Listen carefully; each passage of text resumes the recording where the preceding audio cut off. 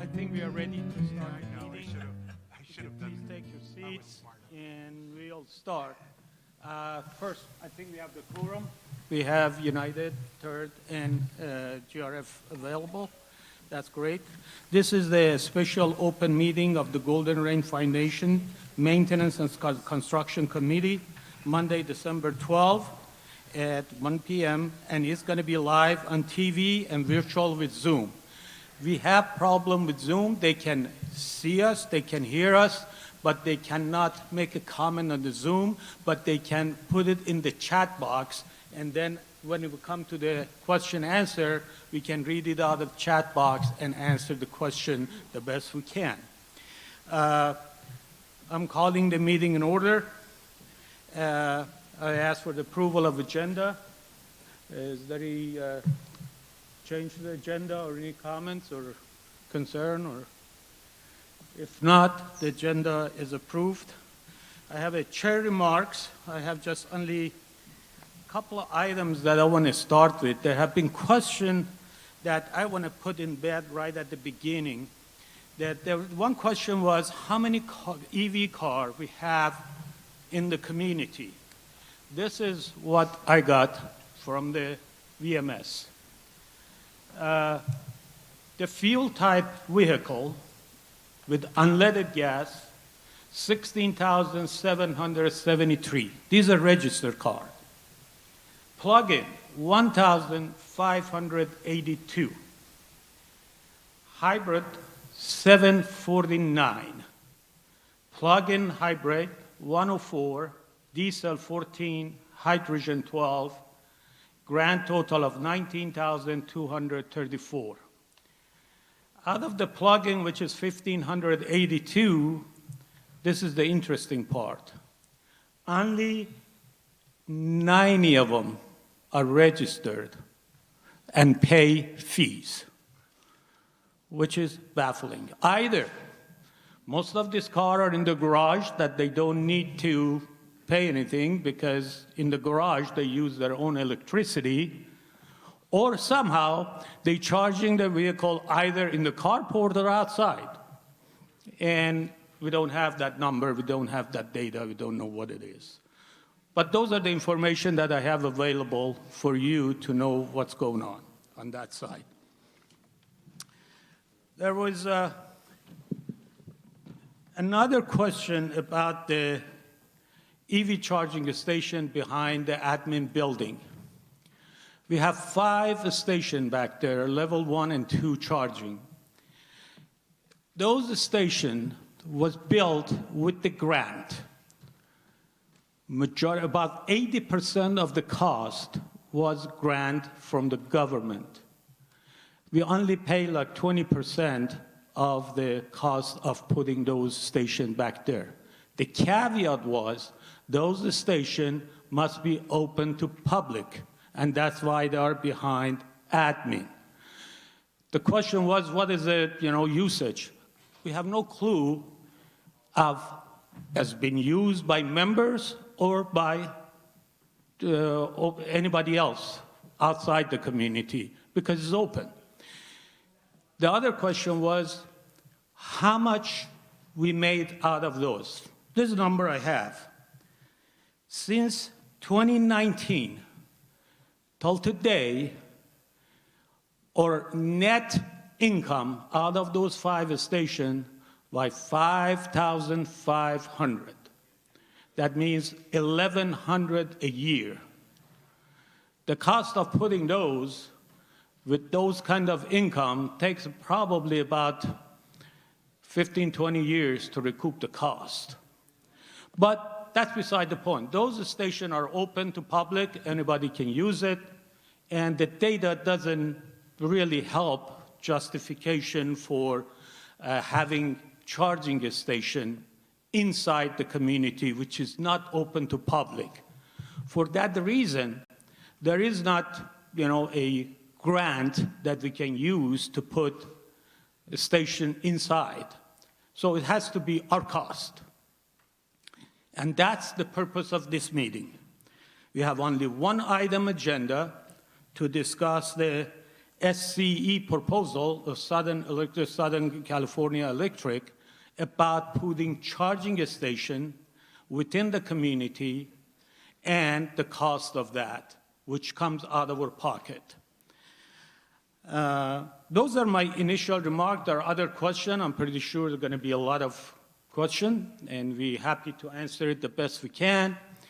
The next item that I have is member comment. The member comments should be on the items that is not on the agenda, because the comments after the presentation, we have comment directly related to the agenda.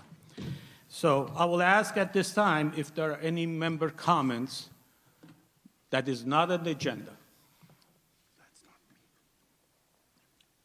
there a copy of the agenda? Yes, outside. Right at the front door. Okay, if there is a question, please come to the. We have microphone, so everyone can hear what your concern is. But this should be item not on the agenda. I have a question about who's maintaining what we have and what we're looking at, the maintenance part. Who maintains these? Maintain what? The charging stations, The one that we have? or the ones that you're looking at? Who's going to maintain this? What entity will maintain this? The maintenance is with SCE, the cost is us. So ChargePoint or the people that you use to build them are not going to be in the equation at all. Is that microphone on? That's what's confusing. What is the confusion? Right now, you have ChargePoint out there. Correct. They are the ones that are maintaining them also, only they're not. That's my issue. Who's going to maintain all of this? So is that, they're not going to be involved anymore. Okay, I go can ahead. I can answer that. So you are correct. ChargePoint is in charge of the maintenance of the existing charging stations, and they are responsible for its repair and maintenance. Just recently, less than a week ago, they changed a power module for one of the fast chargers. So they are actively maintaining that. They have a hotline number that you can call, and they create service tickets. So they remain operational. I'm sorry, that's not happening. I'm up there every day. The FAR, fast charger on the right, has been down for 3 weeks. I called them. They returned, they hung up on me. Then I went to see your people. That's why I'm here. So they're not maintaining. That's all I know. Thank you. No, that's comments about the agenda. This out of the agenda. These are comments out of the agenda. Yes, sir. Yes. Alfred Meisner, 3071B as in boy. First of all, I just wanted to make a comment that it's nice to see someone putting appropriate information in the community paper rather than information that is biased or misinformation. And whoever that is, I just want to compliment that. Great job there. The other thing I wanted to mention is I've had a plug-in vehicle, a Honda Clarity, for 5 years now, working with my neighbor, taking turns unplugging her car, plugging in my car, the carport. I apologize, I hadn't seen any other information other than this meeting, but I did catch this new program. And I'll give you this copy. But 2 men can come in and install a unit like this in a day. So a lot of less cost, a lot of less electricity. So all I'm saying is I'm a younger person that moved here when I was 59. But one thing that's crucial is if we're going to be a Maine 55 and older community into the future, we have to stay with the future and move forward with some of these newer technical advances that we will all see, because I'm sure we can talk to some people in their 90s that, they had debates about gas stations back then. So first of all, I'd like to applaud you all for tackling this difficult decision. We have a lot of issues in the village, and I just think it's something that works for the people that have it and the futuristic people that are thinking about buying a place in the village when that is part of the story.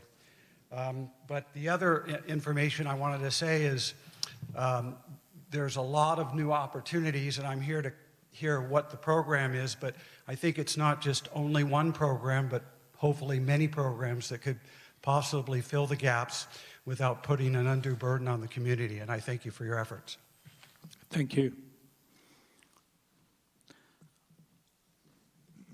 Any other comments, questions?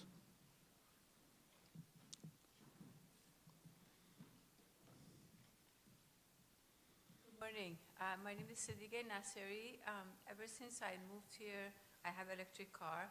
I have been sharing with my other neighbor the plug that we use, the outlet, and he has to work, I have to work. So it's most of the time we both have to charge at the same time, and it blows out the outlet, so we both cannot charge the car, and that affects my work. I have to call them, say running late. So it's very, very inconvenient. You were mentioning about the cost is with you, and the program is with Edison or SCE. When do you think you can actually implement this decision? The sooner the better. If there's a charge, of course there's a charge, but by when this is going to take place? Well, this is about the SCE proposal to put charging station in 3 different locations at the clubhouses. This got nothing to do with the carports. People that have garages, the garages have 220 in there and they charge the electric vehicle, no problem. People that have carport, they cannot charge their vehicle fully charged. They can use 8 hours and about 20 or 30% charge they can do. And 3 of those carports are together. If all 3 of them charge, the fuse, jumps and, you have to go back and flip it again. That's the problem. The people that buy EV cars, they want the convenience too. They want to be able to charge it in their carports.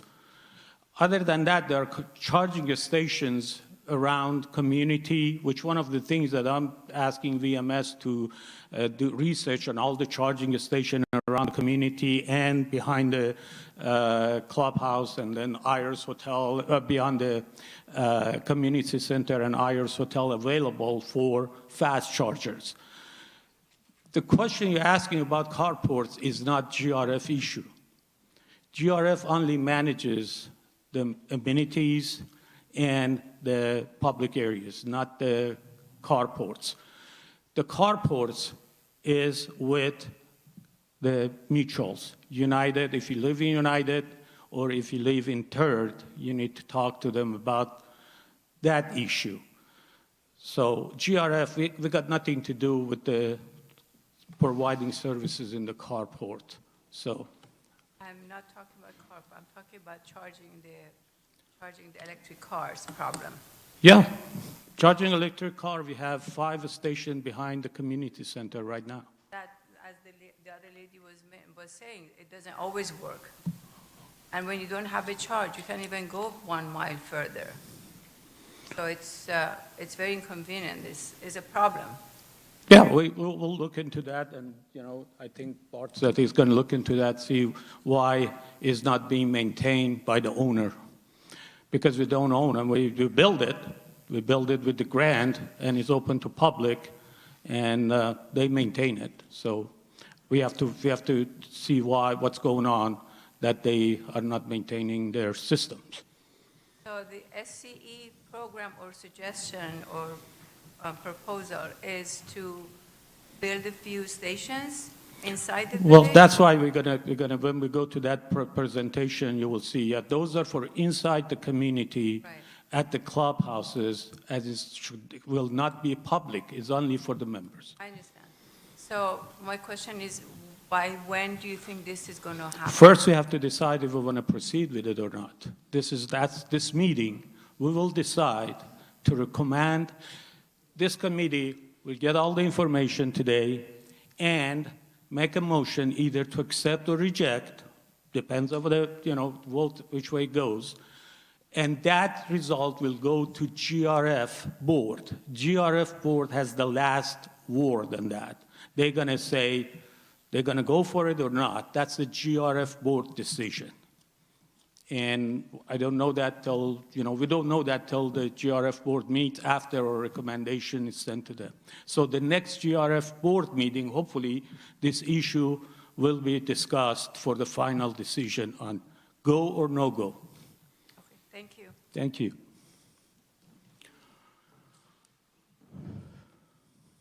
Hello. Yeah. I'm new to the community. My name is Pat Mycone. I have a question. I was talking with a friend about the pragmatism of having these charging stations at the clubhouses. First of all, the car won't go unless it's charged, but it takes a while to charge it. So if I'm, 2 miles away and I drive up to the clubhouse, what do I do then? Do I wait around for 8 hours? Do I get a ride back? Do I put a bicycle in my car and ride a bike back? I mean, has this been discussed, the whole feasibility and pragmatism of it? Thank you. That's a great question. If I were you, it's probably best for me to go to Whole Foods, charge it there while I'm doing shopping, rather than sitting in front of on the curb in the front of the clubhouse. But that's that's what all of these decisions need to be made based on that. Yes, sir. Yeah, hi, Joe Silva, 3039 Inn. I'm wondering about the cost of the electricity, the ongoing cost. How is that going to be handled? Cost of electricity for... Right, people are going to come up, charge their cars. They use the credit card. It has to be a credit card reader. That's why you pay for the electricity with the charging stations. Okay, because I was reading in the agenda and it said 150,000 per station. We're considering 3 stations, plus the cost of electricity. Yeah. So that's for the individual. Correct. Oh, okay, so it's not a community cost. No.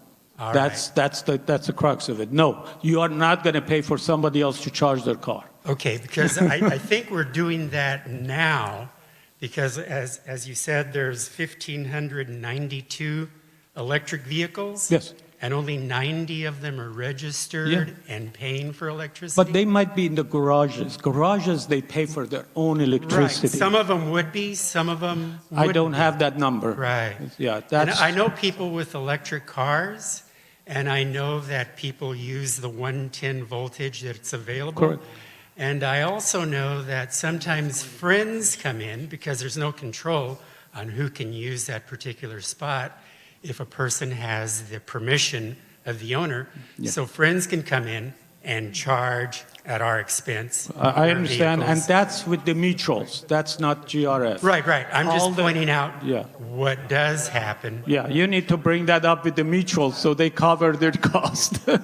Right. We don't have any jurisdiction Okay. over those But this will be areas. strictly credit card and Correct. not Correct. subsidized at all? No, no subsidized, no All right, way. excellent. No. Thank you. You're welcome. Well, these are unrelated to the SCE proposal. Well, let me get, okay. Hi, thank you. My name is Mike Rao, 2334D. I've just been, maybe you'll bring enlightenment today. I've been reading on the internet that the suppliers of these charging stations are notoriously irresponsible in maintaining them and keeping them operational. So we're talking about investment of a fair amount of money to some provider and maybe don't have sufficient guarantees that they will maintain those things. So I would like to hear some comments about reliability, responsibility, and who you go to when they fail to keep up their end of the bargain. Sure, thank you. I think after we make the presentation, we can discuss some of those issues that's related to the presentation itself. Any other questions? Let's go to the presentation. It's going to take some time to go through the presentation. The number 5 is department head, but I think that goes right into the presentation, or we have other issues. No, Mr. Chair, thank you for that. There's no update at this time. That will be presented at the regularly scheduled M&C meeting on Wednesday. Okay, then let's go ahead and start the presentation.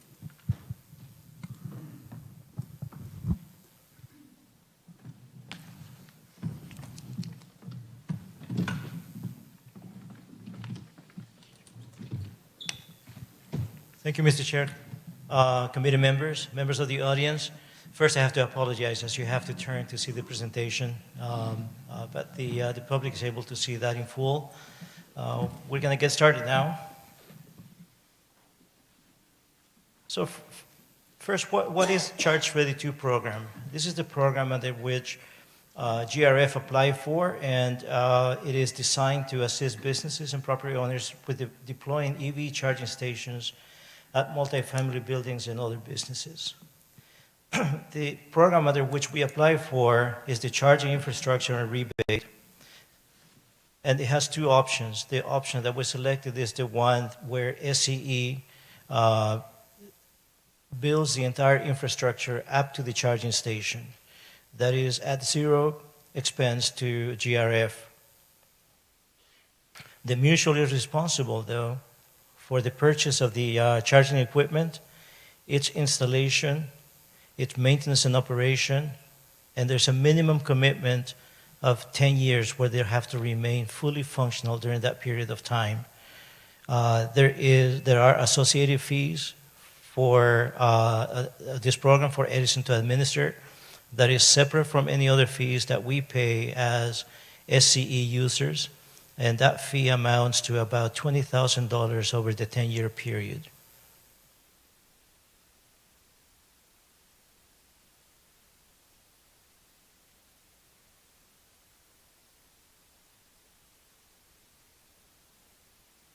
So the locations that qualify under this program are multifamily, public sector, workplace, place of business, and commercial properties. We fall under the multifamily type of business to be considered under this program. The minimum number of ports that SCE will consider for these facilities is 10 ports. I'd like to clarify that that applies to the facilities that we apply for. That is not the minimum requirements per the program. And the reason for that is they had reviewed this initially from a desk review, and they figured that the minimum number of 4 was not going to be sufficient to qualify under the program. So we presented, they suggested that a minimum of 10 ports will be required. GRF considered this option, and they recommended that we do not exceed 10 ports per facility for consideration. These 10 ports occupy physically 10 parking spaces, but because we have existing parking facilities, a minimum of 2 per site will need to be handicap compliant parking spaces, and that means that as a minimum to provide the buffer zone, you will lose 1 additional parking space, so a minimum of 11 spaces will be lost under this program.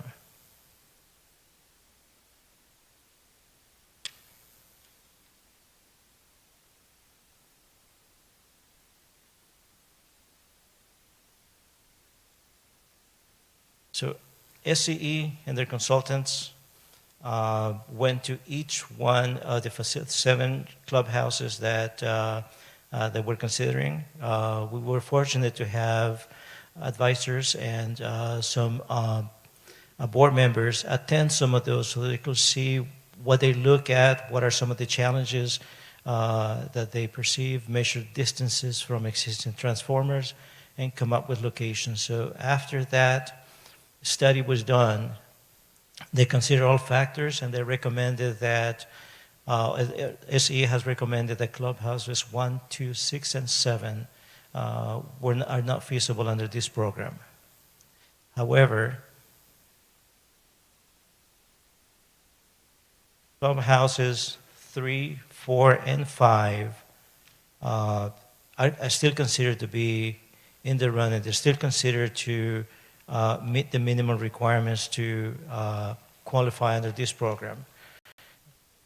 This is one of the clubhouses that was selected. It has plenty of parking, and we're going to see some pictures or aerials of the locations as to where they propose to provide these charging stations. Like at Clubhouse 3, You see the area that it's circled in red. That's where the proposed charging spaces would be. The transformer, Edison's transformer, is to the right of that red circle area. Is the minimum distance. They have to cross the parking lot. They have to provide the handicap parking spaces, and they have to delineate a path of travel from those parking spaces to the main entrance to Clubhouse 3. So that's the first location.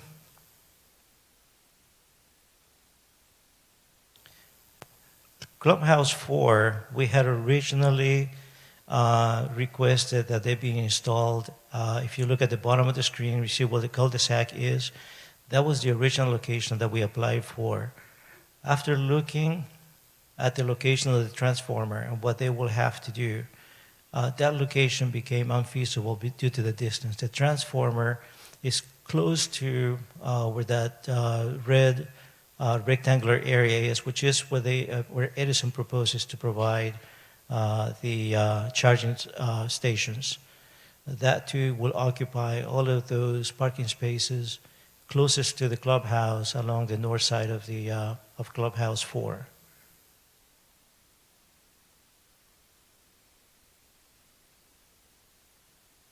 And last is Clubhouse 5, where we are here today. They looked at a number of locations. The bottom left-hand corner of the parking area, they looked at all the way over to the right, but that one had the right topography and is not too far from the transformer, which is, if we're looking outside of this building, it will be to the right.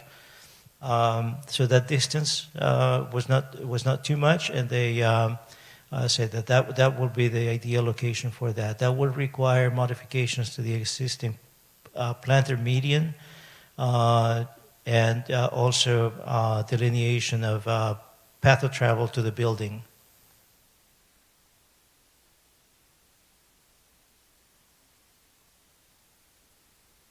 So now let's look at some numbers. What we did is we requested preliminary estimates from vendors to give us an idea how much it will be to purchase the equipment, to install it, and to maintain it for the 10-year period. And we added the $19,800 or close to $20,000 in SCE management fee that they're going to charge. And it rounds up to approximately $150,000 per site. So that will be the out-of-pocket expense from the mutual for each one of those facilities. If it is recommended to move forward with all three of them, it will be $450,000. That will be our share of the cost to do that. Edison's portion of the work, which is the infrastructure, it will be covered by Edison. Only the $20,000 is over 10 years. I'm sorry. I'd like to answer that question, and I'd like to clarify that except for the $60,000 in Edison fees, $390,000 need to be paid now with the installation of the equipment. That is an expense that if we move forward with this project, you need to pay now. The $20,000 per site, that one is on an annual basis.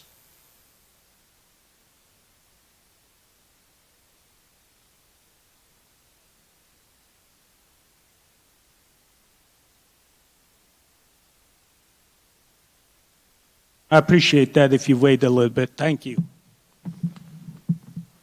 Thank you. So I've shown this before. This is the diagram that Edison put together to assist anyone applying for this grant to follow along. And we have completed steps 1, 2, 3. Step number 4, we're about halfway through. This is where we are today.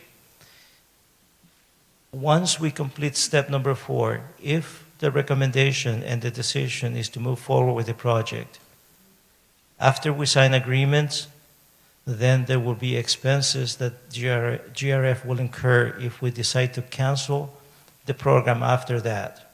For example, if it gets to the development preliminary site design, which is 7A, or it gets to the grant easement or to secure permits, those expenses that SCE and their consultants and or contractors incur may be chargeable to us if we move forward. But up to now, we have not incurred any expenses. Up until now, we can make any decision. It will not. If the decision is to cancel all applications, we will not incur any expenses.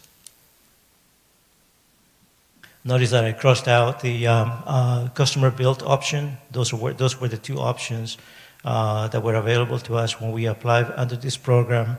We applied for the SCE-built option, and so it will be the A option, or 7A, 8A, and so on up to 11A.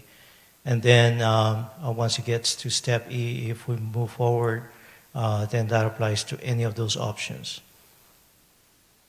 If you look at the very top, it gives you a rough idea of the timeline and how tight it is going to get between steps B and C, where if, again, if the decision is to move forward under the program, we will have 45 days from the time that the agreements are signed to the time when we issue a purchase order for the purchase of the equipment.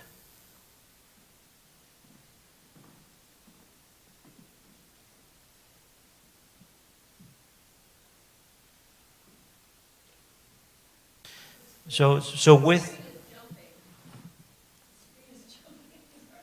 oh, it's because I'm moving. It's a resilient flooring, and it moves, so it creates some vibration. I'll try not to move so much. I'll stop my dancing. So in summary, and what you see as part of the staff report, is staff recommendation to, at this time, for this program, to cancel all applications under the current Charge Ready 2 program, and to continue looking for other alternatives, other funding alternatives on how we can implement this, or scale back in such a way as this committee and the board directs to perhaps one that we utilize less parking spaces than we are currently proposing. With that, I'll turn it back over to the chair, and I'll be available to answer any questions that you may have. Thank you for the presentation. As you heard, we haven't incurred any cost. So going forward is all going to be associated with the cost. Remember the cost that we have to put in at the beginning to get the stations. We have to give up those parking spaces. We have to have a 10 years maintenance agreement. All of that is in that proposal. With that, I'm going to open it up to the question.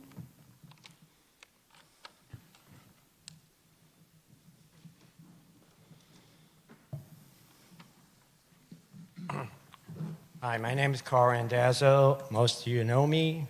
I used to be on the United Board, and I'm an advisor on the GRF M&C committee.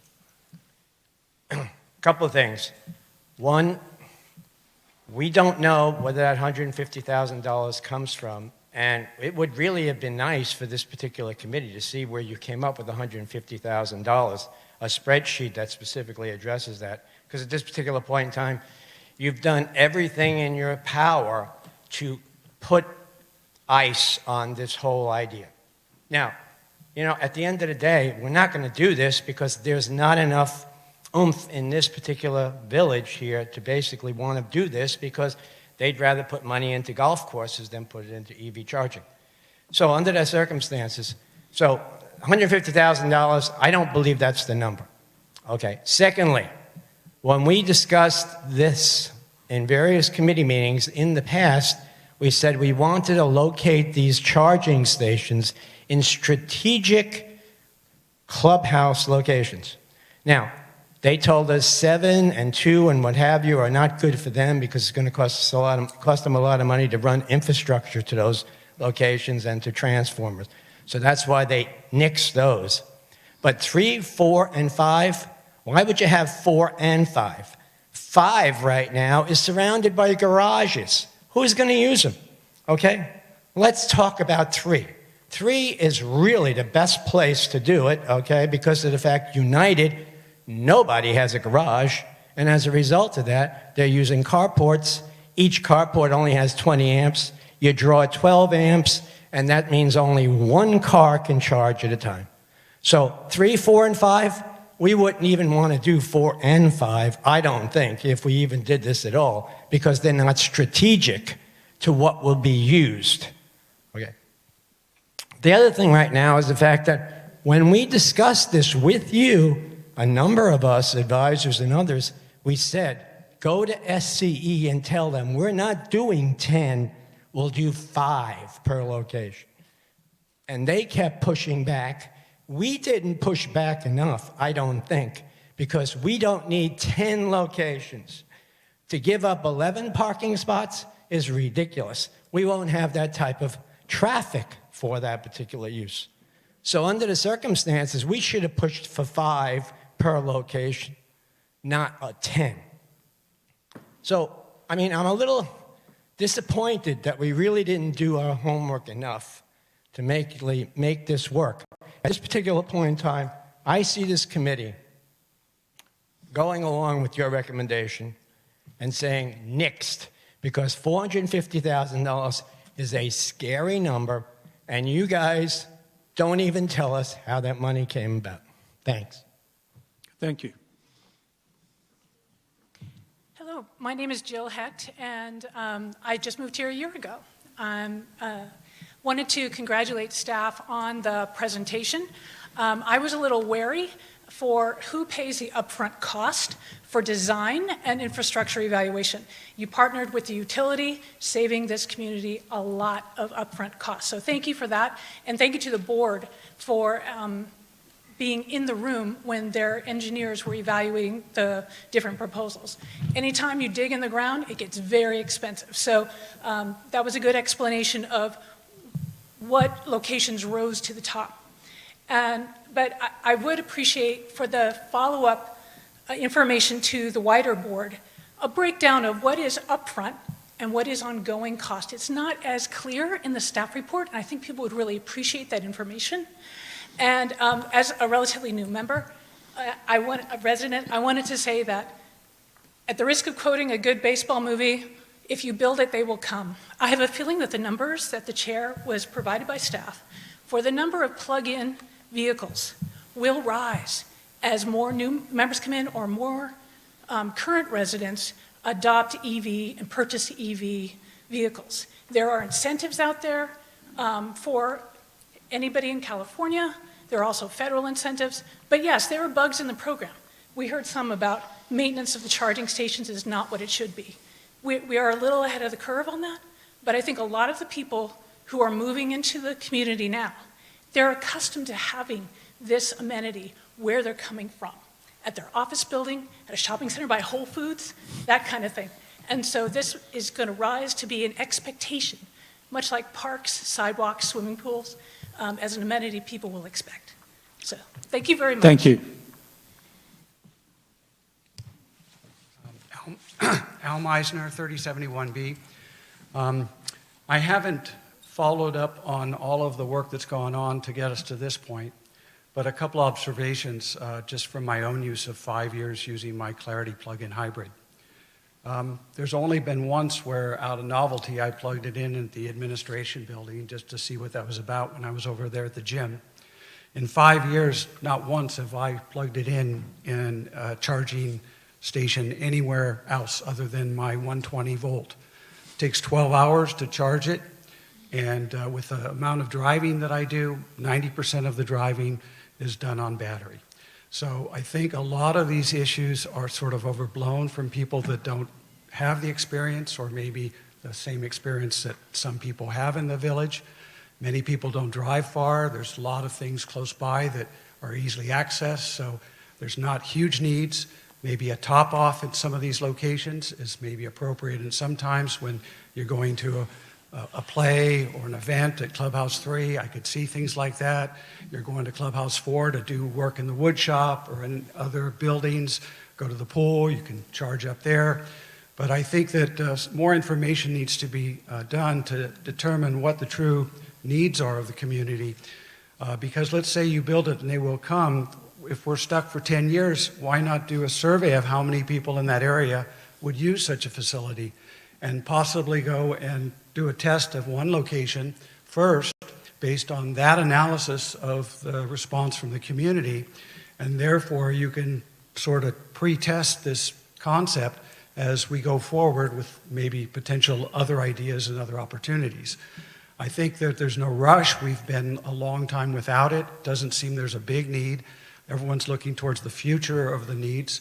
I think that there's a built-in possibility with newer technology to do something with solar panels on carports and have a joint unit. I provided one little piece. The guy does it in a day, two men. I'm just saying that there's no big rush to spend this money, but I can tell you that when you look at the monthly costs that we pay, those are all less costly per month than what you would pay on the outside. So a lot of people are complaining about costs that are here, but I saved enough money to move here, retire, and live here, and I want the same benefits that people were given 50 years ago. If you don't have the money or you overshot with your expectations of how long you're going to live, you know, I know a lot of my friends have moved to Texas. It's cheaper there. California is an expensive place to live. I grew up all my life in Southern California.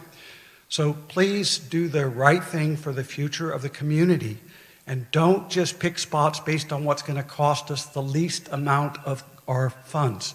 It has to be appropriate, because this is the problem that I see from board to board. People are so short-term, they're not looking long-term, and a new group comes in, and then the whole thing starts over again, and no one's even gone back and evaluated what was done before to see if it worked.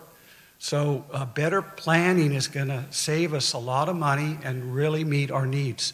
So if this needs more time, give it more time, but don't rush into anything based on assumptions. Do the work, do the research, and then make a decision. Thank you very much. Thank you. Nancy Harris, 480C. I bought a plug-in hybrid 6 months ago out of a commitment. I didn't have to buy a new car, didn't have to buy anything, but it was time. The earth is burning. So I did. So I bought a plug-in knowing that that I probably would have to stay home with an EV. So I did buy a plug-in, and there is a huge learning curve for anybody. So as you do these proposals, think about education, think about open forums like this to explain these things to people about how it happens, how you pay for it, what's going on. And I made a commitment not to plug in because we got another car, we got a golf cart, and we got a carport. So I'm out here trying to plug in, and it is defining my life at this point. They're the only plug-in, the only chargers that are working in this community are behind the admin building. There used to be one in Woods Canyon, Woods Canyon. So I go there a lot for hiking, and I talk to them, and they say, no, we can't use them anymore. Okay?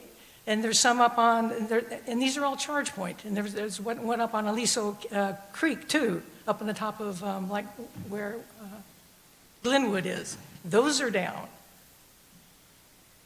So even if, as I'm going around trying to charge, I can't. They don't exist. And not just about this, but in the whole area, not just Laguna Woods. The thing that we've got to remember is 2035, no more internal combustion engines for the state of California. Now that seems a ways along, but that's a mandate from the state, and we have a mandate from the feds. So to not do something, to not at least start doing something seems fairly ridiculous. We've had to do something. My question about what you're calling like these 10 slots, are they going to be the old chargers that are now up there, those slow chargers? They're worthless. Nobody can use them. They're taking up space up there. If they're not fast chargers, forget it. It won't work for anybody. 2 fast chargers get 2 cars out of there in an hour and 15 minutes. That's the turnover time. Thank you. Yeah. My name is Ann Beltran. I'm at 8540. Thank you for holding this meeting and for all the work that's gone on about these EVs. My husband and I have been an EV owners for about a year and a half now. I have a question about the staff's report and their negative recommendation, which would involve canceling all applications. And my question is why that's your recommendation. As I read your report, you provided a lot of information about cost and parking spaces, but what is the rationale of the administration in proactively suggesting that all the applications be withdrawn? That's certainly a big influencer in this community and in this discussion, and I just don't see where their opinions are really clearly stated. Another question I have is about the cost of maintaining each of these locations or from the installation onward. My understanding is that any amounts being spent on those installations, whether it's $150,000 for one location or $450,000 for 3, that those amounts would be amortized over time into the rates that the customers pay. So as a resident, I would expect that when I go up to one of those chargers, I would be paying, number one, for the electricity coming through. It'd be a clear pass-through of the electricity cost. And secondly, that there would be some additional expense intended to amortize the $450,000 over an appropriate period of time. So that, as with many improvements in this village, there would be some upfront expense by GRF, but that over time, GRF would recoup its investment from the residents, so that these would become fully resident user, EV user, paid for. So that's my understanding of how this cost would go, and that it's really been unnecessarily alarming to people to suggest that it's going to impact non-users. The idea is that the people who are using it pay for it. And my last question is, if this is something that has reasons for, as Carl said, for not doing all 3 applications, why couldn't we do 1? Why couldn't we do the $150,000 to do Clubhouse 3? Why is it an all or nothing deal at this point? So Thank you.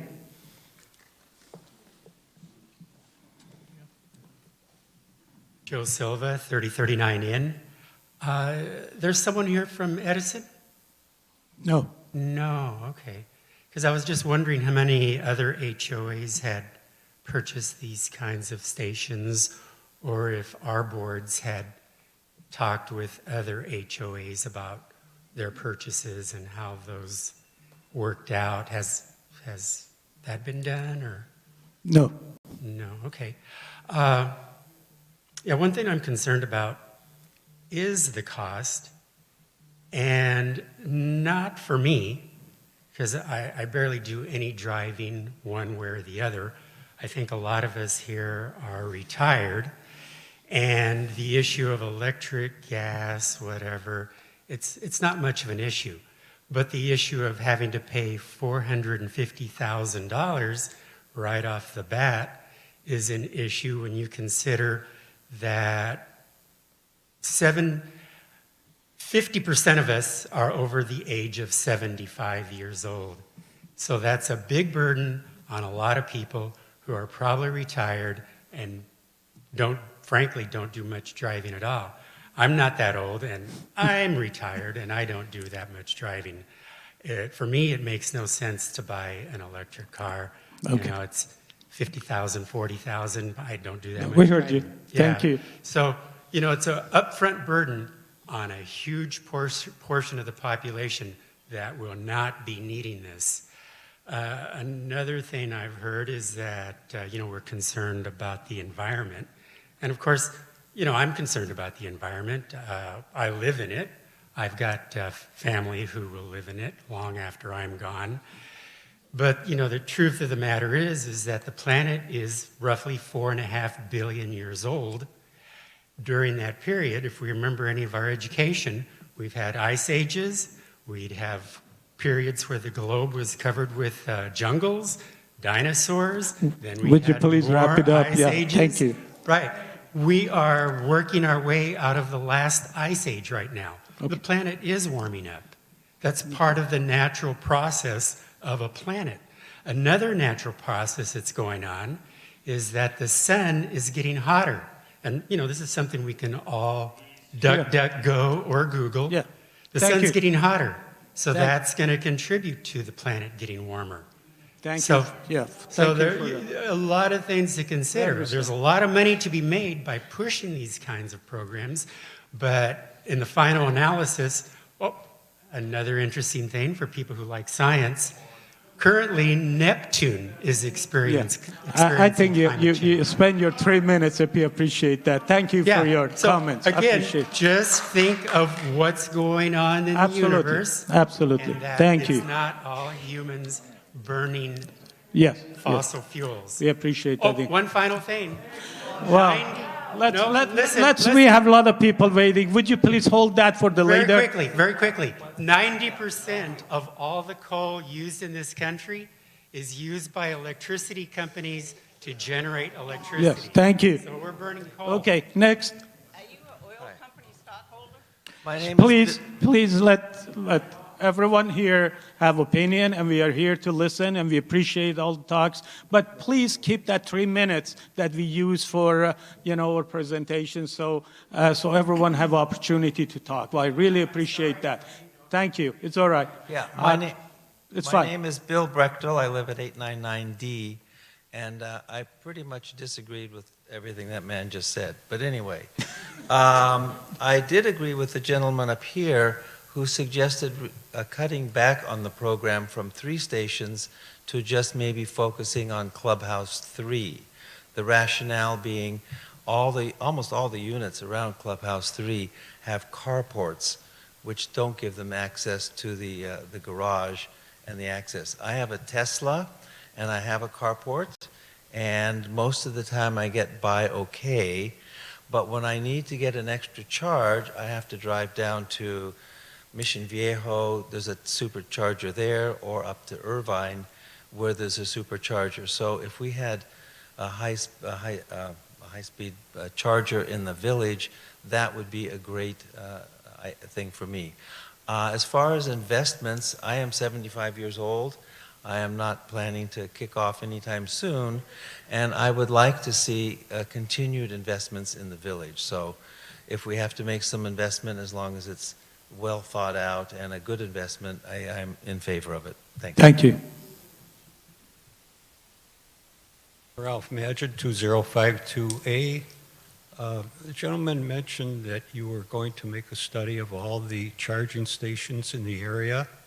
I'd like to know if that's been done or if you're going to do that. No, one of my goals is to ask VMS to look at the surrounding areas and publish in the breeze, or make a publication of that where are these stations available. Because if somebody going from gate 1 to gate 5 to get charged, they might be easier somewhere closer to the gate 1 outside that they can charge their car.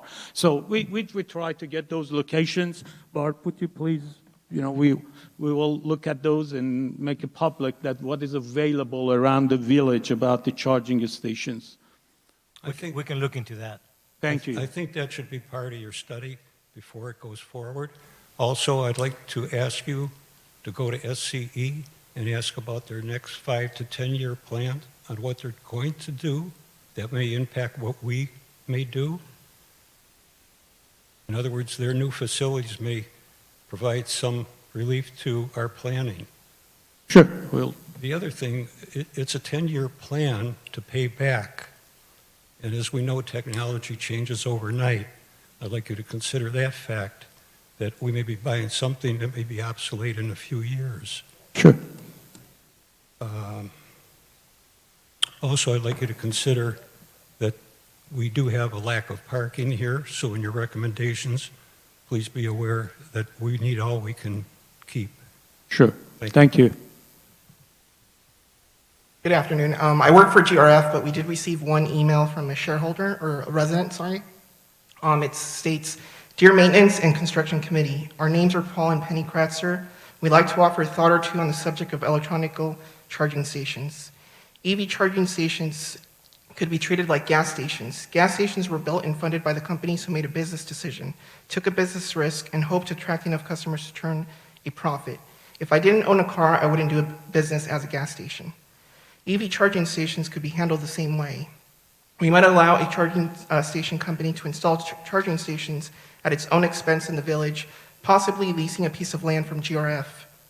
The company would assess the market and determine the viability of the project. People who own EV stations could do this business there, and those who wouldn't. Seems to us that thinking of charging stations as a business would be a viable, profitable, and a fair way to handle them. Thank you." Thank you. Hi, thank you for your work on this subject, which I think is very important and Would you forward-thinking. please state your name? Pardon? State your name. Oh, Lynn Finkelor, 3408 Kaya Azul. Okay, thank you. I have an electric car and I have a garage, but I am concerned about everyone who does not, because I think EV revolution is coming down the road and we have to be part of the future. My brother, who's an engineer, said to me, "Lynn, every time you buy a computer, the minute you buy it, it's out of date." Okay? And I laughed, but we all understand that. But would any of us consider not buying a computer at all? No. You know they're going to get better, and the next time you buy, incrementally, you'll get a better one. That's why I agree that we should at least get one of the programs. And Clubhouse 3 sounds good because it's available to people who need it the most. And then we can see how well it's used and how effective it is. And then maybe 2 years from now, there'll be new technology and we can buy that for Clubhouse 5 or Clubhouse 4. But at least do something. You don't want to be without a computer. And that's the analogy. Thank that you. I hope you'll go with. Mike Rao again. I really applaud the previous speaker who said, hey, there's going to, this revolution is coming. There's going to be some winners out there. But the idea of subsidizing guys for 10 years without knowing which one will be a good one doesn't seem like a good idea. So yes, we better get into this business, but can you find somebody that's willing to step forward and say, look, we're good. We're willing to put a station there and we'll let the users subsidize it. You understand what I mean? Instead of a big investment from the whole community, put something in there that the EV owners want to use, will use, and is well supported, and they've put themselves on the line to make sure that it keeps running. Right now, my information is that they're not doing that the suppliers of these companies are getting government funds, but then are not maintaining. So there's no responsibility, no liability. Thank you. Next. Ralph Magid, 2052A. I forgot to mention one other point. I understand GRF recently passed some fee increases for some facilities. The one that comes to mind is the golf courses. They made analysis, I believe, that they should be subsidized by something like 33%. I'm sorry, 67%. I might be off a few percentage. And that GRF would fund them with 33%. I think that same consideration should be done for this. Yeah, that would increase our assessment, and I don't think people are going to take that very lightly. I appreciate that input. Yeah, I understand. Yeah, yeah, because we are asking people to subsidize for other usage. Yeah, go ahead. Hi, Robert Henry, 870D. I am in favor. I've had a EV since 2019. It's a Bolt. It gets 290 miles, and you can drive up in LA or San Diego with plenty of time. Problem is there's no charging stations to speak of in this area. We've already researched it. So you have to go quite a ways to find charging, and they're usually being booked during the day because of businesses.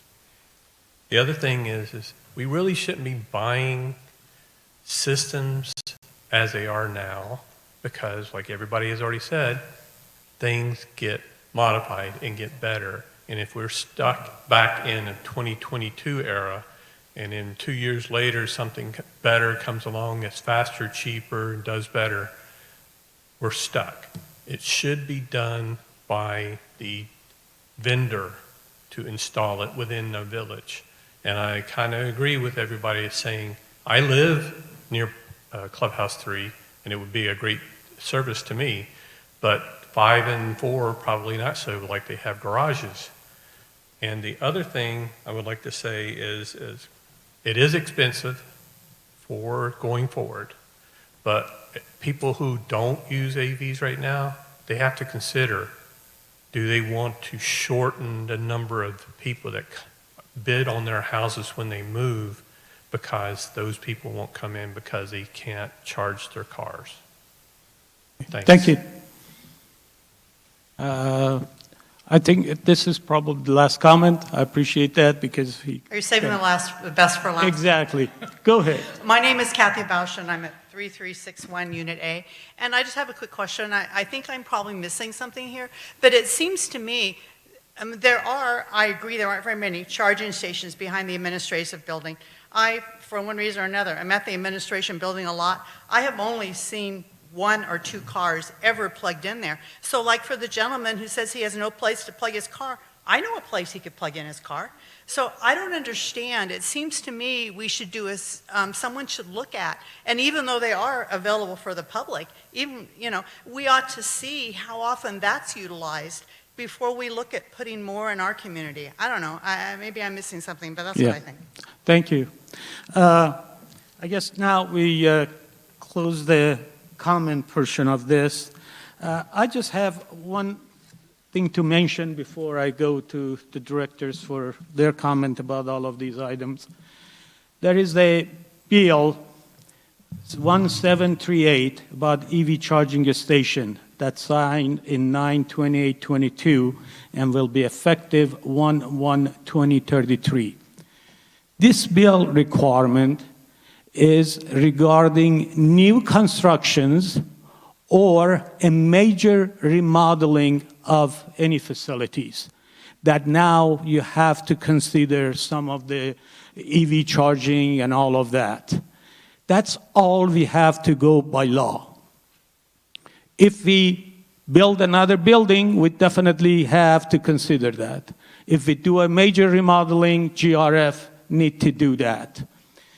I don't want to speak for the mutual, but I know mutuals also thinking about program that they can put in place that members can alter their carports in order to be able to charge their car. That's the most convenient way for the people. If somebody buy in this community, they look at the carport, not the charging station at Clubhouse 5. I'm not against it or for it at this time. I'm just telling you what the issues are.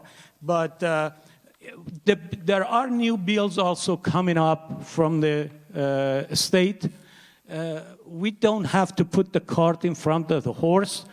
We wait to see what the bills are, what the requirements are, what we have to do. So we don't have unlimited amount of money. We have limited amount of money, and we have to invest it wisely.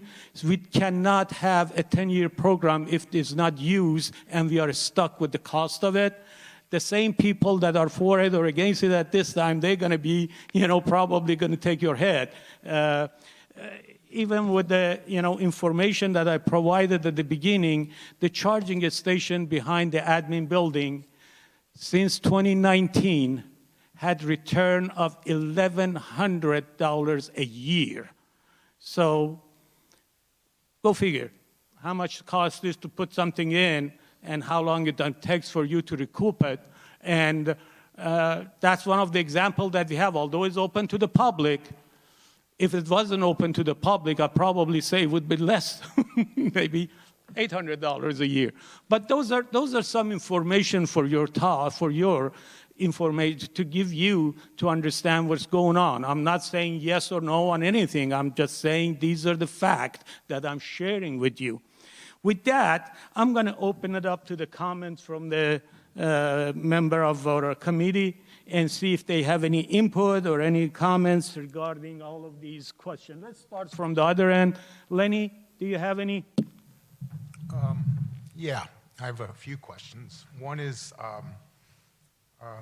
I understand, I appreciate all the member comments, and it does seem to make a lot of sense to use Clubhouse 3 as the starting point, because that's where all of our carports are. And maybe Clubhouse 4, because there's a lot of carports in there, but my concern with Clubhouse 4 is that it might not have the available parking once we put in the charging stations. So my first feeling would be, if we want to start this out on to see how it works, and because of the change in technology so fast, maybe we start it with Clubhouse 3 as a start and see how that works and see how it pays back. The second thing is that the spreadsheet showing 150,000 per location, I would like to see a little bit of detail on how that's broken down. So I think that was a good idea as well.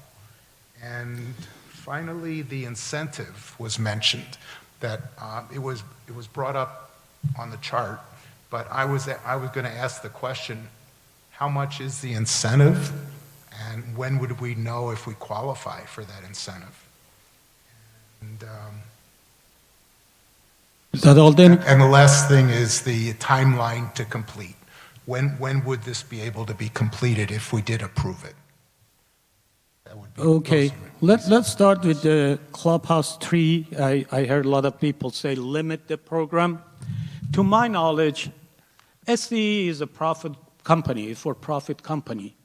They're going to do things that they can profit off of, not what help us. Let's be clear on that. To my knowledge, the SCE proposal is the best and final, take it or leave it. They are not negotiating for lesser number of stations because it's not their interest. We are peanut compared to what they do. Either you do it or you don't do it. It doesn't make any difference for them. We have to make a decision what is our best interest here, not what SCE. What SCE, to my knowledge, is take it or leave it. Is that correct?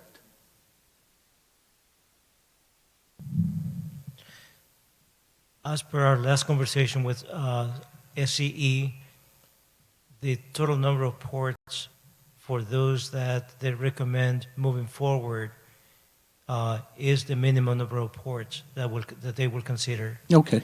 Yeah, that's what I want to know. So it's just we have to make a decision. And, well, that's what they said. I don't care, Carl, what you say, because that's what they say. They are the one that they're going to put it in, not us. They're saying that they're not going to put less because it's not profitable for them. Yes. Yeah, they're not 3 locations.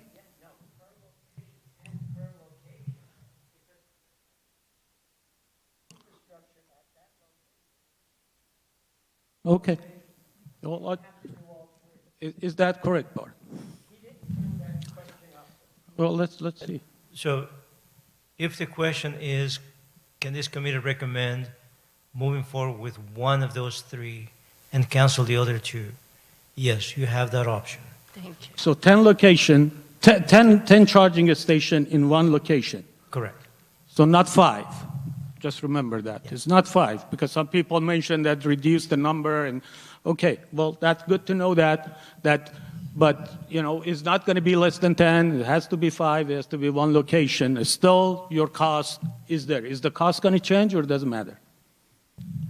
The estimate that we presented to you is based on the best information that we have today. Okay. Once we go to construction, we will go out to bid and get the actual prices. For one location, so we don't know. If the recommendation is to move forward with one facility, which let's say is Clubhouse 3, we will set up a project and we're going to bid that one project for the purchase of the equipment, its installation, and the 10-year maintenance and operation. Okay, so we won't go to that step. There is no way back. We have to move forward. You have comment?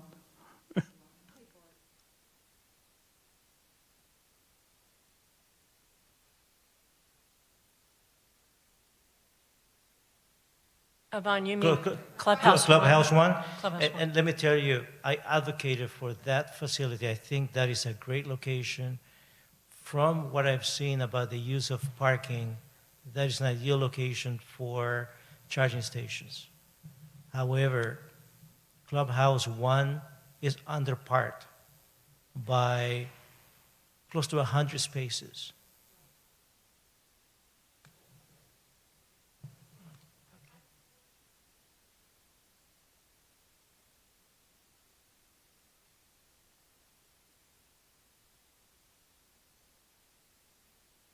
So Edison did look at that. It is close to a transformer. And if it was not for the issue of parking, they would have considered that. However, part of their due diligence is to reach out to the city and to find out if there are any parking restrictions. And when they did reach out to the city, their records show that that facility is underparked. And as per the current regulations, parking spaces for charging stations will mean a loss of parking.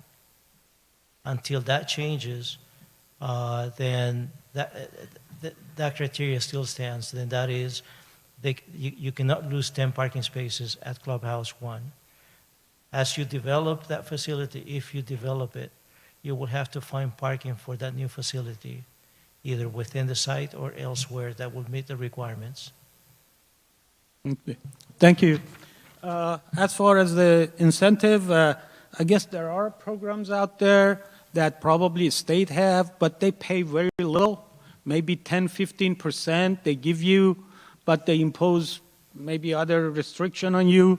They're not going to pay. There is no program that we know out there right now that pays 80% or 90% of the cost right now. So the incentive under the current Charge Ready 2 program, and for the one option that we apply for, the incentive is for Edison to build the infrastructure up to the charging station.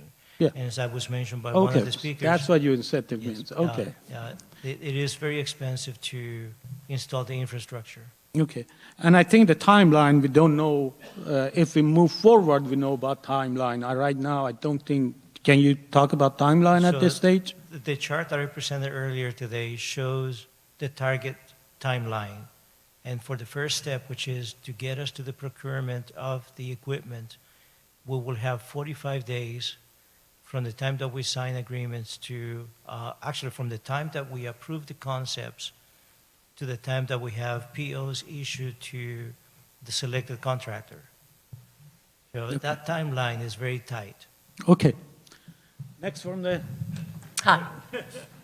I'd like to know why both of our advisors are not sitting at the table. And I guess we could treat Carl as an advisor, just like Ajit. And so I'd like Carl treated as if he were sitting at the table. Treating anybody any different. I think that there wasn't enough chair, I guess, here. That's why he's sitting there. It's not a treatment. We are not treating anybody different. Okay. Well, Jim? I was very disappointed in the staff report. I have never read one so incomplete in that it recommends something without any explanation of what's wrong Why are they recommending that? They should have walked through whatever the numbers were or the reasons were that these 3 locations should not be considered. And also, they didn't even talk about the possibility of only having 1 location rather than all 3. And I think it's clear now, we could have easily been talking about 1 location. And I agree with everything Carl said about really Clubhouse 3 is the only reasonable location. Good. Also, with regard to the price, I would just want to do a quick raise of hands. How many people here use the driving range? Raise your hand if you use the driving range. Great. Are you aware that we're budgeting $500,000 to repair the driving range? And less than 9% of the community uses the driving range? I'm glad to see some do.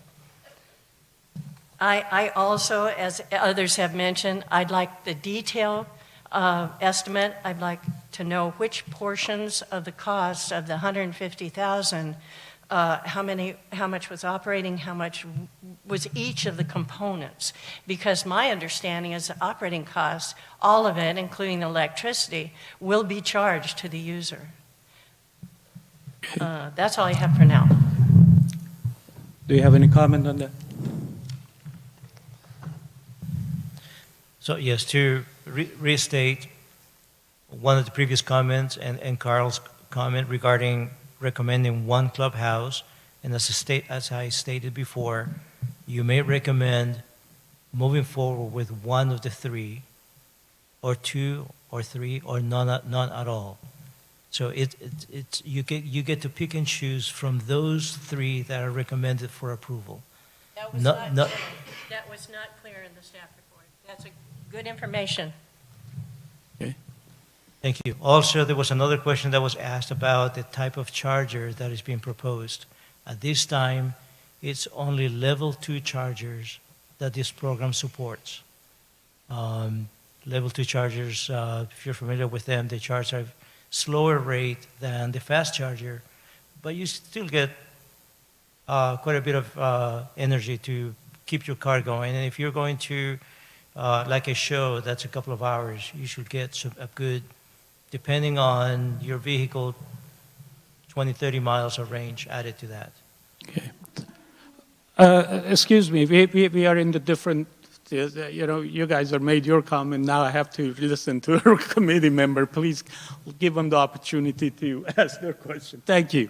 Go ahead, Jim. Was Bart finished? Yeah. Okay.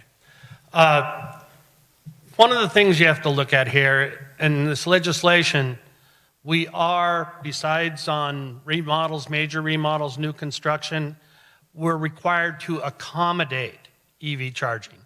Accommodate doesn't mean GRF pays for it or the mutuals pay for it, but we need to be open to let people get EV chargers. Again, it's hard to separate GRF from mutuals when you talk about EV chargers, because you have to have a mentality with charging EV vehicles. If you look at it more as you go to a fast charger somewhere and you fill your tank all the way full, and then you come back to the village and you just do maintenance charges. And so you have to look at things quite a bit differently. In carports, one of the possibilities is solar panels on the roof, but you only get about 3 kilowatts per day, which would be a top-off. And third, we're looking at possibly doing something like that, possibly letting the members do their own little co-ops, and if they can bring in some outside entity to install chargers, we give them the land in order to do that. And so again, accommodation. And with that, you're talking about 1,500 EV vehicles, only 90 are paying at the carports. So that means most of them are the ones with their own garages. I just had a gentleman the other day, came in, applied, wanted to get an EV charger for his garage. It only took him 3 weeks to get the whole approval. So we're pushing to try and make it easier, but it's obviously easier for people with their own garages because they already have the power. As far as the carports and the multi-story buildings with their carports underneath, it's much more difficult. And it's much more difficult even for the members if they want to pay. It's not a matter of just putting in another 220 circuit. You got to have the power to the panel in order to be able to spread it out, and you've got to be able to charge appropriately by having meters in. So it's a lot more complex than just saying we need more. And if we put these chargers in at one clubhouse, the one lady mentioned the fact that what am I going to do, take my bicycle and ride it home? Well, yeah, that's kind of what you're going to have to do. And so if you're charging at the clubhouses, unless you have meetings there all day long where you're charging, you're going to have to come to that clubhouse, charge, figure out how you're going to get back to fill your tank up again, and how you're going to get home while you're waiting for your tank to get filled. So it's a lot more complex. And the reason I believe staff has made this recommendation not to approve is because I don't think we're going to get our initial investment back, because technology is going to change. We're going to do different things. Like one of the gentlemen brought up the thing that showed solar panels and a battery backup system to charge your vehicle. I think that's what's going to happen. And if we have this 10-year commitment, all we're going to be doing is throwing money away. It's one thing to go out and buy the new computer that's the best you can get. It's another thing to go out and buy a 2-year-old model of computer, and it's already obsolete before you put it on your desk. So that's what we're dealing with here. It's a lot more complex. And so whether we do a test case, you can do a test case and do one building and say we're going to put in 10 chargers. And Edison's kind of holding the gun to our head. We have asked them for less chargers. They don't want to commit unless we put 10 in. And 10 takes 11 parking spaces because you have to have 2 handicap. It also can only set in certain locations because you can only have a 2% grade from the handicap parking spaces. So all that has to be looked at, and I think this is a bad investment to do this at this time. That's just my comments. Thank you, Jim. I think before I get to Ajit, Ralph is in the committee. I know. Do you have any comments, Ralph? Yeah, Ralph, it's your place. No, go ahead. Oh, come on, Ralph. Come on up, Ralph. You have to vote. Now you have to sit down. First, I apologize for being late. I had another problem to take care of. But I think Jim pretty well summed the whole thing up. He did pretty well covered it, I think. Okay. We do have people here who are living on fixed or almost no income, and we have people here who are still working and making a lot of money and want to drive to LA in their Tesla. So there's a big problem here. We got a lot of different kinds of people. Jim, I think you covered it well. It's just not something that's going to happen very easy and very overnight. One of the problems, for example, you got to run, if you're going to go to a fast charger, you got to have a heavier copper conductor, just a heavier wire going to your car. Simply because if you run too much through a wire, it's going to burn it up. It'll just melt the copper. So that's one of the problems we have to face in this thing. There's a lot of stuff to it. It's a big bag of worms. Thank you, Ralph. Ajit? Oh, You're good? well, I have a few comments. First of all, I appreciate the member initiatives and comments, but I understand you have said that previous speakers have talked about the complexity of the problem. And my feeling is that the EV industry is currently in the process of evolution. More and more technologies will be coming in, new things will be coming up. So we might find that we spend a lot of money to accept what is available now, and then there will be better options. So I don't want that we get stuck with some initial technology for 10 years, and who are actually benefiting from it. I think the way I see, there is very little of return on investment. SCE is making the money. They're selling, and definitely we should help our residents, make it easier for them to have some kind of amenity that is so valuable to them. But I say, my feeling is that we should caution ourselves not to rush and see what developments are coming up. I'm confident that for the green revolution, I see there are a lot of incentives from the state and federal government. We should evaluate what we can get from that, and then we will take our decisions which way to go. So I will caution that we don't jump on something and rush. That's my comment. Thank you again. Carl?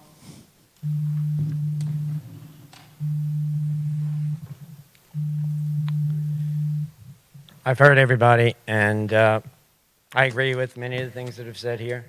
The issue right now is the fact that these chargers that they'll install right now are level 2 chargers. That means they need 220 volts, okay?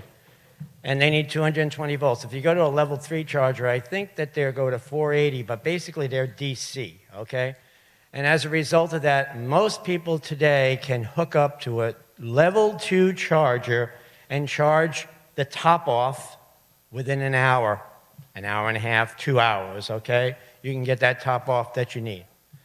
The issue right now is the fact that if we do nothing in United, then they have no options at all, because at each of the carports, they have to talk to their neighbor. As I said, 3 carports or maybe 5 carports carry 20 amps for 5 carports, which means that they have to plug in one at a time because they draw 12 amps. So 12 plus, you can't have 2 because that would be 24 amps, so therefore you'll basically you'll pop the breaker.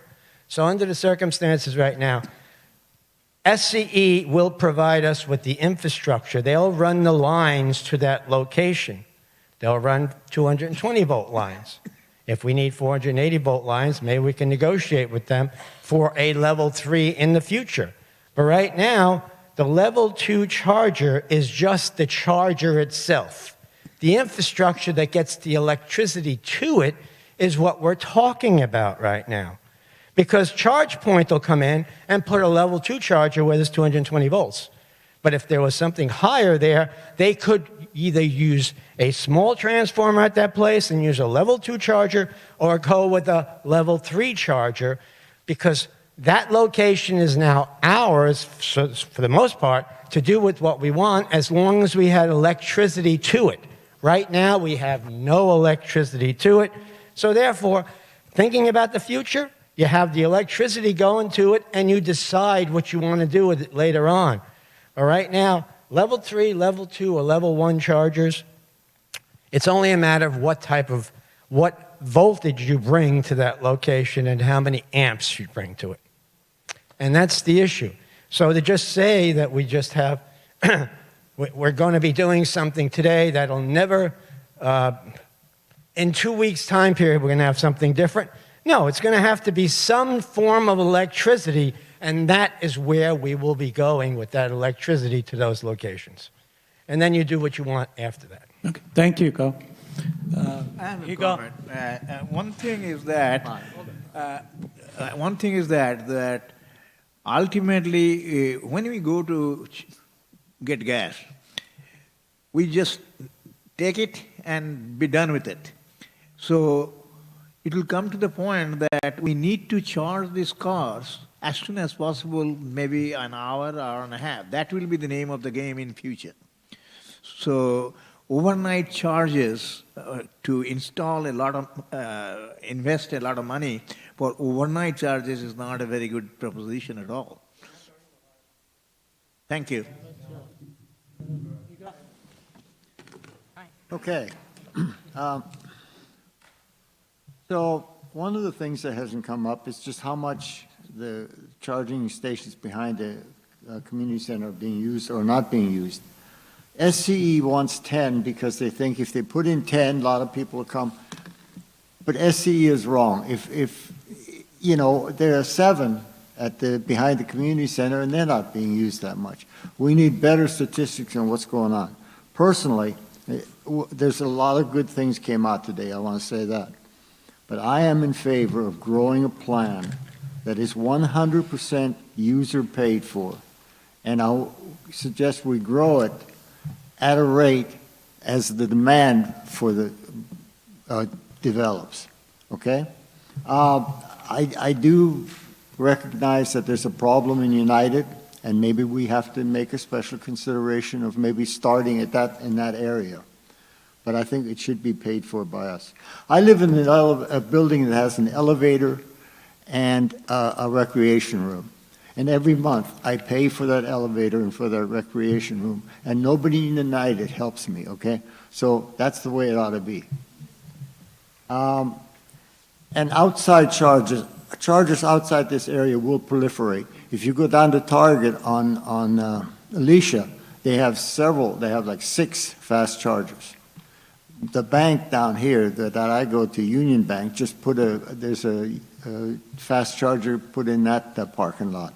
So they are proliferating everywhere, and I do think that within 10 years, a lot better stuff will be available.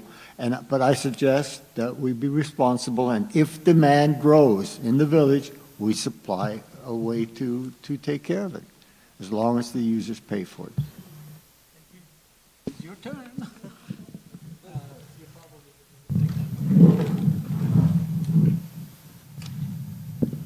I feel like Rudolph. Okay, so I was looking at the numbers that were given to us at the beginning. It's about 10% of the vehicles in the village are either plug-in or plug-in hybrid. So I do have questions that I am going to present here. When I'm an engineer, I'm a very detail-oriented. I read through things, and I saw the presentation, and a few things caught my attention that I think that this report, I agree with some of the members here that there's not enough detail in it to make any sort of decision, in that there was an item that was called associated program fees. It was just a word, a statement. What are they? And I don't want us to get blindsided. I remember, I've been here 11 years, that we put in solar panels and we were going to get money back. We can't find how to report that money back. We were told we would have maintenance on those solar panels. And someone else in the audience brought up, how do we know that these companies that we're going with are going to stand behind it? Do they ever, I mean, that's the research we need to do when we make the decisions on who we go with for what equipment, and that what do they stand behind, that we need to make sure that we don't get stuck holding the bag or we're blindsided. It was stated $20,000 over 10 years. Is that a sliding scale? Is it an efficiency scale? Is it a usage scale? I don't know. I've looked into, when this first was brought up, I looked into the new mall being built. The projection is that within 5 years that'll be up and running. It could be shorter as it comes along. And I looked at their site plans. There's EV stations in there. I contacted them but did not get a reply back yet about how many EV stations. I can walk to that mall out of my gate. So talk about go charge, what do you do for an hour and a half? You can go walk the mall. So these things are coming up that in the next 5 years, just like was said earlier, there will be more stations brought in outside of the village. So we need to consider that also. Do we take on the burden of supplying what we think we need for a large amount, but yet we will have outside of the village development with more EV stations? Clubhouse 3, I don't live near it. I live near Gate 2, but if you look around Clubhouse 3, you see signs everywhere on the street, no Clubhouse 3 event parking.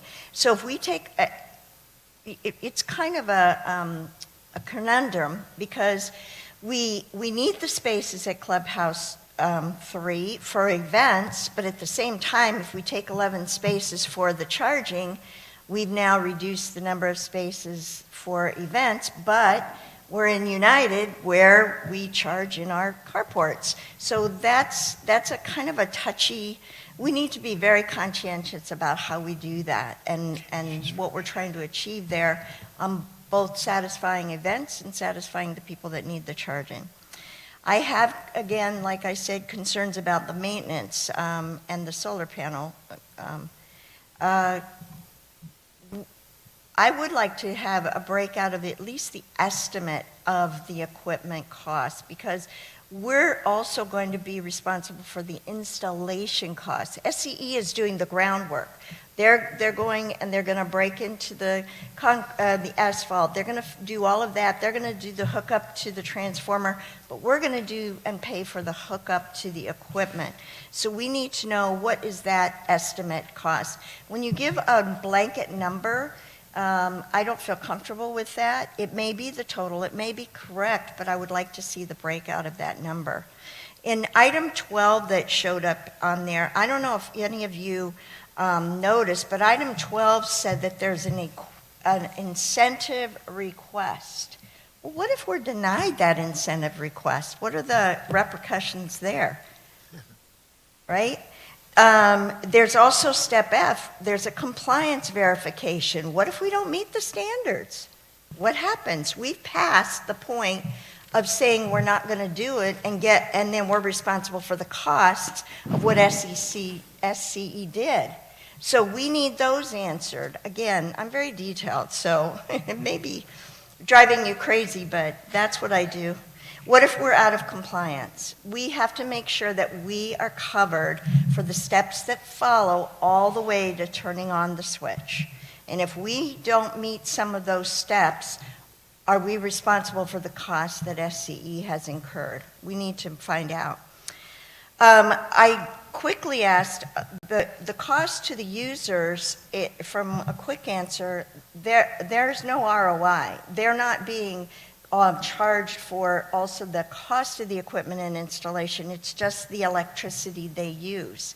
And that cost, the charging fees go through a third party, and I would like the breakdown of all of that.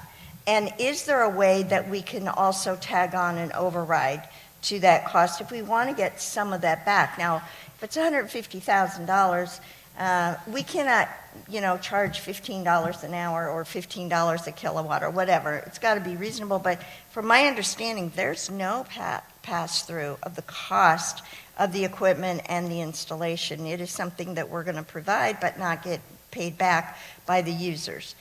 The equipment that we're going to look at, if we look at one station, one group of 11, 10 with 11 spaces. I want us to make sure that we can look at equipment that could be upgraded.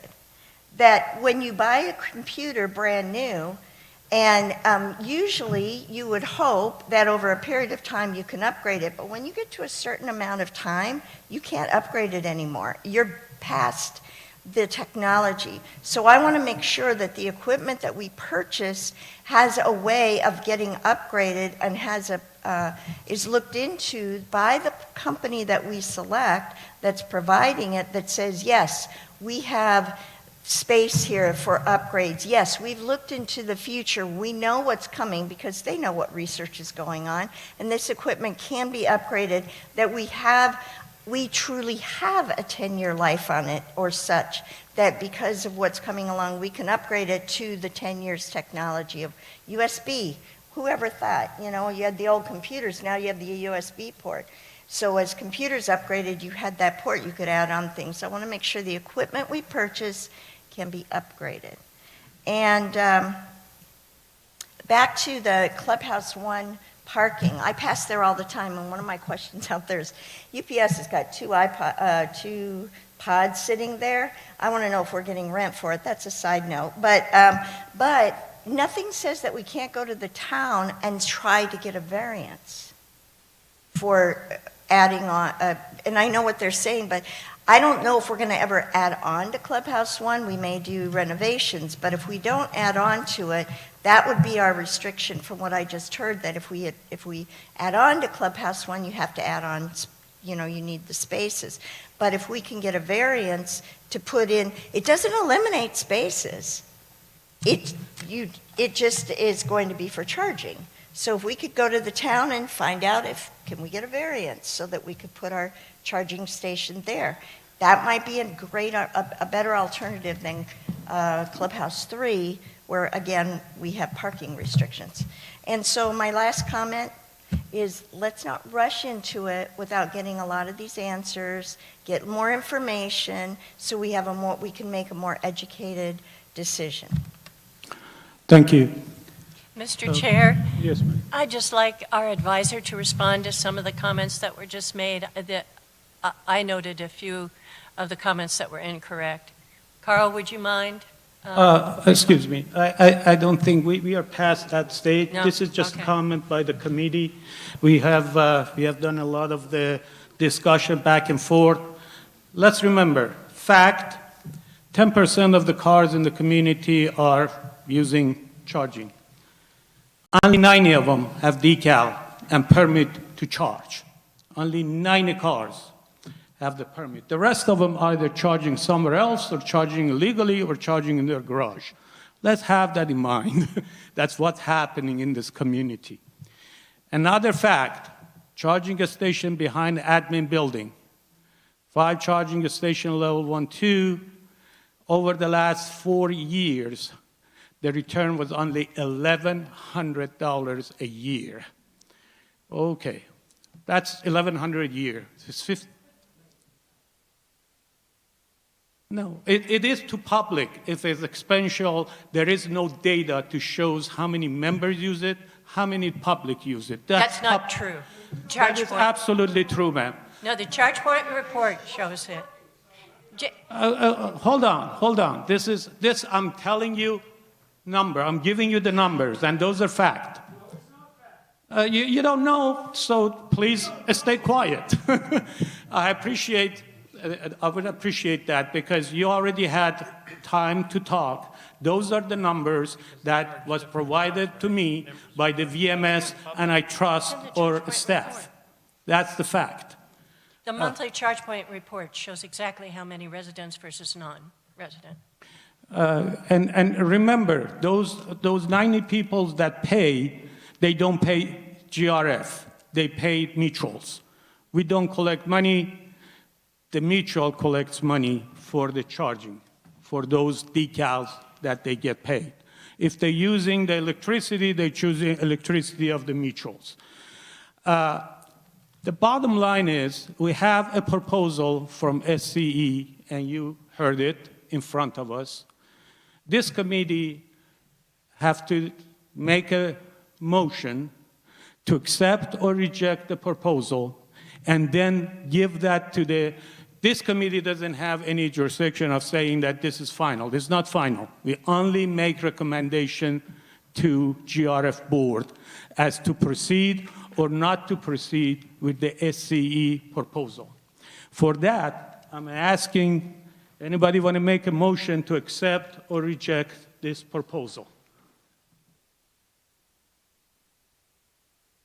Nobody want to make a motion? I'll make the motion to cancel all the remaining applications under this program. Do I have a second? Okay. One more time. Is there any other discussion on the issue from the committee? Thank you.